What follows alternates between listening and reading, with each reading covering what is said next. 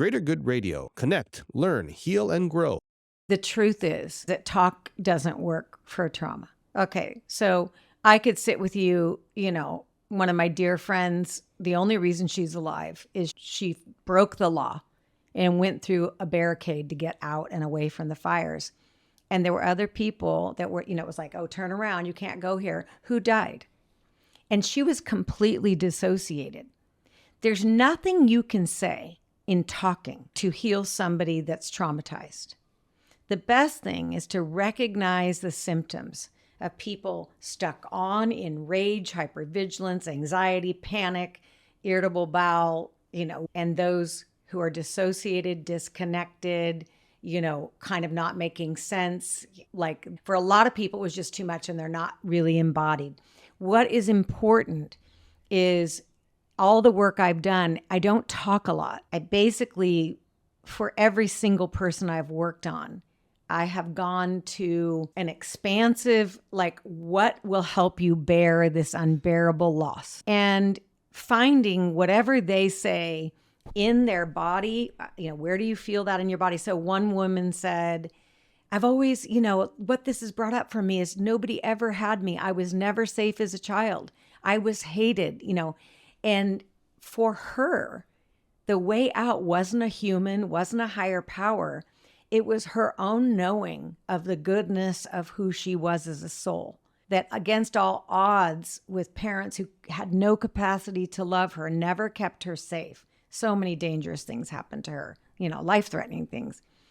And so instead of talking away, she knew she was a good person. And so I found a place in the visual field. This is what Brainspotting is. The retina is connected in the womb to your central nervous system. So her spot was looking straight up. This is just an example of one person. And it was a spot where her body felt the beauty of who she was as a soul, in spite of what the program was from both her mom and dad, who really didn't care about her and treated her abominably. And her face lit up and tears were coming down her face as I could watch her feeling in every cell of her body, her worthiness. And she was too fragile to go to the worst part of the fire, the worst part of her abuse as a child. But this eye position keyed into her neurophysiology and the knowing that despite all she had been through, that she was a beautiful person. And that spot that she still looks there. And it keeps her calm and peaceful. And this fire just ignited every bit of unsafety that she had as a child. So you have to get to the brain and the body to heal trauma. Trauma is very physical and it dysregulates the nervous system. And she had dissociation. She was bouncing between stuck off, which means you shut down, and high anxiety and terror. She'd bounce between the two. And so Brainspotting is a very quick way to begin to regulate that nervous system. And once your nervous system is regulated, you don't think the same way, you don't behave the same way, you no longer believe the self-loathing.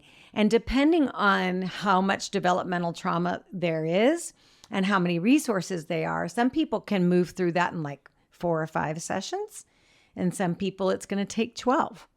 Just depends on, do you have resources? Were there people who loved you? Do you have spiritual beliefs? That's always very helpful. Do you have an animal that has loved you unconditionally? Sometimes that's the way out for people. If you resonate with Greater Good Radio, please join our community at www.greatergoodradio.com, where you can get access to exclusive content and offerings. Hope to see you soon.